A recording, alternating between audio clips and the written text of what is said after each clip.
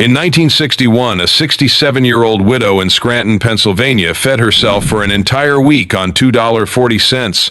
One pot, one burner, one wooden spoon shed had since her wedding day in 1919. Today, a single frozen dinner at the grocery store costs $6.99 and leaves her hungrier than the soup her mother taught her to make on the day her husband never came home from the mill. But here's the part nobody talks about.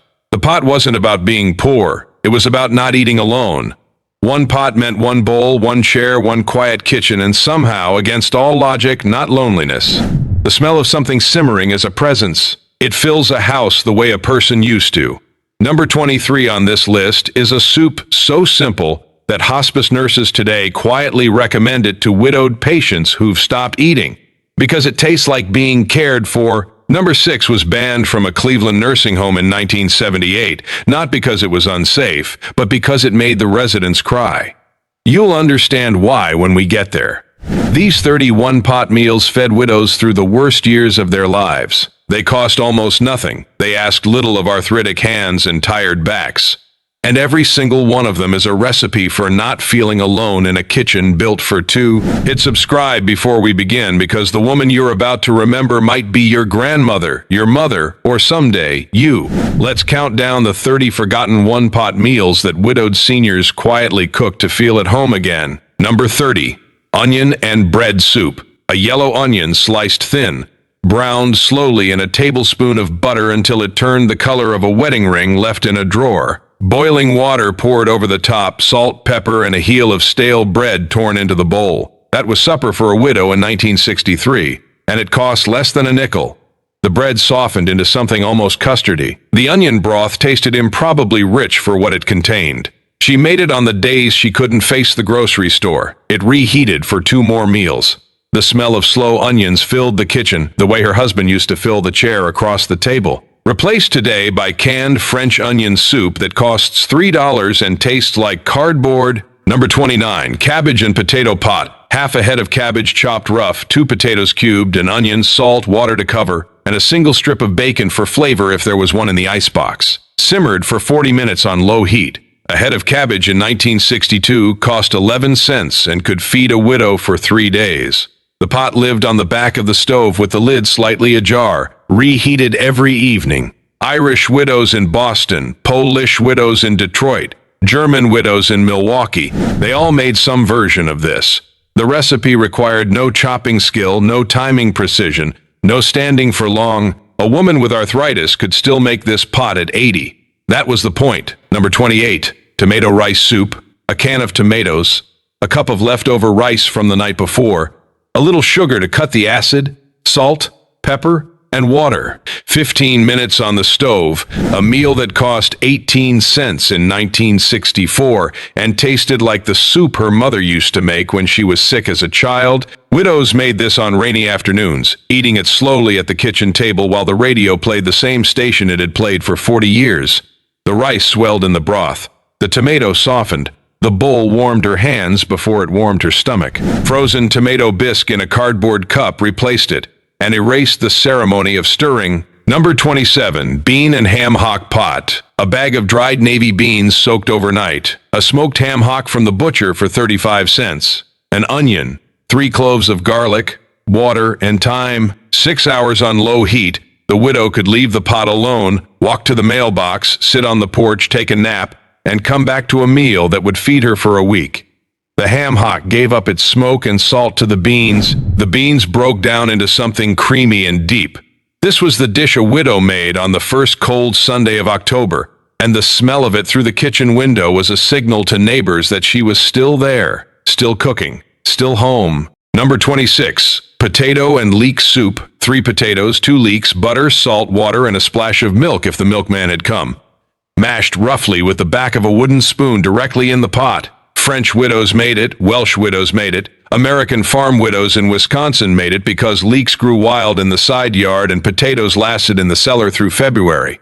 The soup was pale green and impossibly comforting. It cost 22 cents to make in 1965. The widow ate it from the same blue bowl every night. The bowl had a chip on the rim from 1947.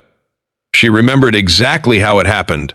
Number 25, chicken foot broth. Butchers gave chicken feet away in the 1950s and 1960s because no one wanted them. A widow could ask the butcher on Friday afternoon and walk home with a paper bag full of feet for free, simmered for 4 hours with an onion, a carrot, salt, and pepper. The feet released collagen that thickened the broth into something restorative and deeply nourishing. Modern bone broth sells for $9 a quart at health food stores. In 1958, a widow made a gallon of it for the price of a transit ticket. She drank it from a coffee mug at the kitchen window, watching the street, watching the years pass. Number 24, first pattern break, and this one's heavier than the others. Funeral stew. When a husband died, neighbors brought food for 3 days. And on the 4th day, the widow stood in front of an icebox full of casseroles and didn't know what to do. So she made funeral stew, everything that wouldn't keep. The half-eaten roast, the wilting carrots, the cold potatoes from someone's church dish, the gravy in a jar. All of it went into one pot with water and was simmered until it became something new. It tasted like the kindness of 100 women she barely knew. She ate it alone for a week. She cried into the second bowl on the 2nd day. By the 7th day, she could eat without crying. The pot had done its work. Funeral stew has no recipe because it was never the same twice. It was the first meal of widowhood, and almost every woman who lived through it remembered it for the rest of her life. Number 23, the hospice soup, chicken and rice. This is the one I promised you at the start. A single chicken thigh, a handful of rice, an onion, a carrot, water, salt, and 45 minutes. That's the entire recipe. It costs less than $1 today. Hospice nurses recommend it to widowed patients who've stopped eating because it tastes like being looked after. The smell triggers something older than memory.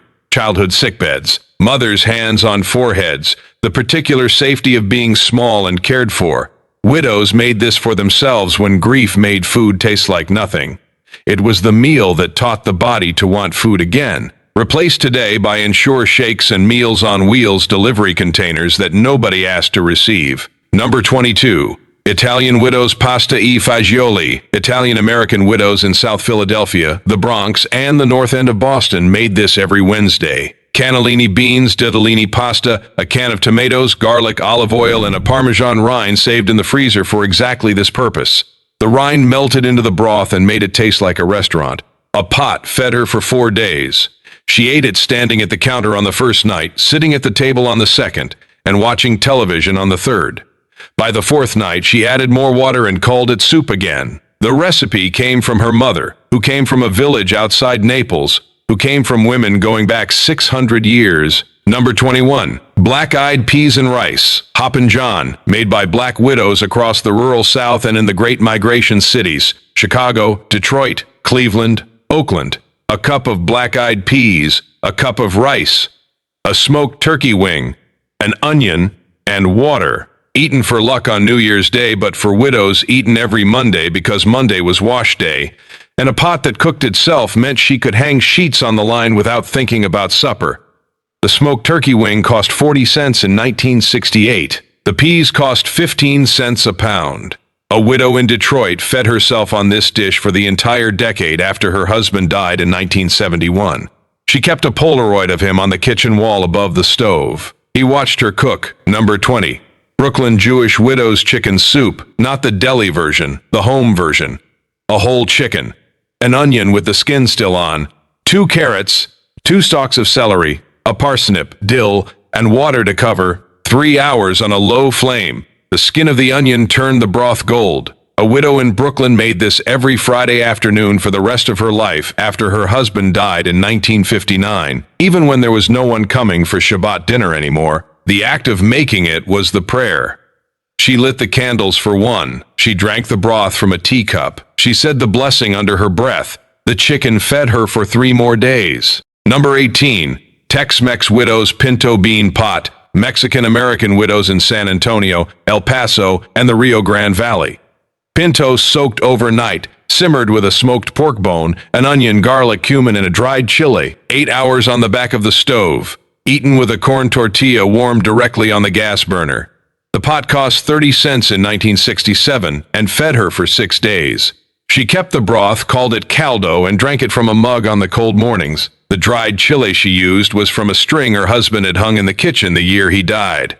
When the string ran out in 1979, she cried for an hour and then drove to the market and bought a new one. Number 17, second pattern break. Controversy incoming. 18-hour bone broth. Doctors in the 1970s told widows to stop making this. Too much fat, too much sodium, too old-fashioned. Geriatric nutritionists today are quietly recommending it again. A beef shank bone from the butcher for 50 cents. Water, an onion, salt, vinegar, and a low flame for 18 hours. The bones released marrow, collagen, glycine, and minerals into the broth in concentrations that no modern supplement can replicate. Widows who drank a cup of this every morning had stronger bones, better sleep, and more stable moods than the widows down the street who switched to instant coffee and cold cereal. Recent research from the Geriatric Nutrition Program at Tufts has found that elderly women who consume traditional bone broth daily show measurable improvements in joint mobility and protein retention. We told a generation of widows their grandmother's pot was unhealthy. We were wrong, the pot was the medicine.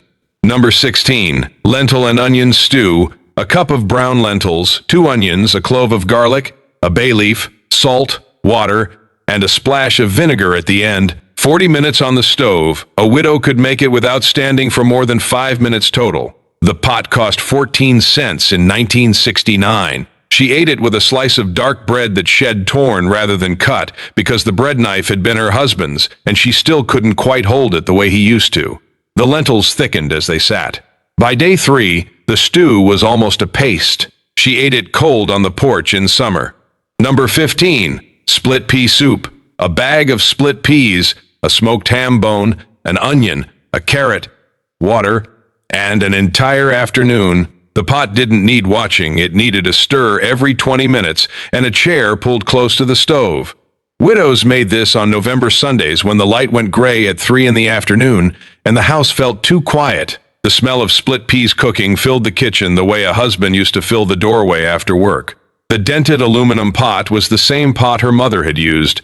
Shed inherited it in 1944. She would die with it on her stove in 1997. Number 14, sausage and white bean stew.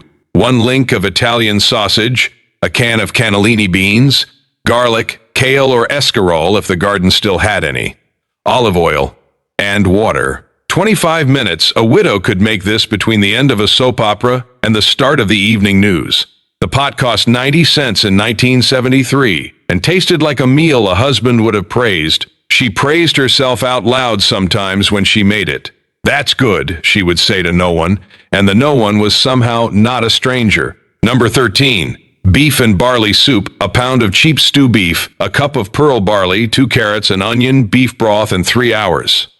The barley swelled into the broth and turned the soup almost porridge thick. A widow in Pittsburgh made this every Tuesday for 43 years after her husband died in 1955. She used the same pot, the same wooden spoon, and the same recipe written in pencil on the inside of a cabinet door. When she moved to assisted living in 1998, her daughter took the cabinet door with her. It hangs in her daughter's kitchen now. The pencil writing has almost faded. Number 12, cabbage rolls in tomato. Hungarian and Polish widows across Cleveland, Buffalo, and the steel towns of western Pennsylvania. Cabbage leaves filled with rice and a little ground pork, simmered in tomato sauce in a single deep pot for 2 hours. The widow made 12 at a time and ate 2 a night for 6 nights. The recipe came from her mother-in-law, who had taught her how to roll them in 1923, and the act of rolling them now was a conversation with a woman who had been dead for 40 years. She rolled, and she remembered, and she cooked. Number 11, third pattern break, Pennsylvania Dutch ham and bean soup. This dish locates you geographically. If you grew up in Lancaster, Reading, or York, you know exactly what this smells like. A ham bone left over from Easter or Christmas, a bag of Great Northern beans, an onion, salt, pepper, and a long Sunday afternoon. The pot lived on the back of a coal stove for the entire day. By evening, the beans had broken down into something halfway between soup and pudding. Pennsylvania Dutch widows made this every January, using the bone from the Christmas ham they had cooked for a family that no longer came over. The bone in the pot was the last evidence that there had been a Christmas. She ate the soup until February, By the time the bone went in the trash, the worst of winter was over. Number 10. Corn and potato chowder. 2 ears of fresh corn cut off the cob in summer, 2 potatoes, milk, butter, an onion, salt, and pepper. 20 minutes. A widow in Iowa made this on the August nights when the kitchen was too hot to cook anything that took longer. The corn was from the stand at the end of the road, the potatoes from her own garden, and the milk from the dairy that still delivered until 1974. The pot cost 35 cents in 1968. She ate it on the back porch with a spoon and a glass of iced tea, watching the fireflies start in the field. Number 9. Mushroom and barley soup. Eastern European widows in Chicago, Cleveland, and Pittsburgh. Dried mushrooms reconstituted in hot water, pearl barley, an onion, butter, salt, pepper, and dill. The dried mushrooms cost almost nothing because the widow had picked and dried them herself in October from the woods behind her cousin's farm. The smell of this soup was unmistakable, earthy, dark, and old in a way that felt like something her grandmother would have served. She made it on the anniversaries that mattered. Number 8. White bean and rosemary stew. Italian widows in the north end of Boston. Cannellini beans, garlic, olive oil, fresh rosemary from the pot on the windowsill, salt and water. 2 hours. The rosemary plant had been on that windowsill since 1962. Her husband had bought it for her at a farmer's market on a Saturday afternoon. The plant outlived him by 34 years. She talked to the plant when she watered it. She told the plant about her week.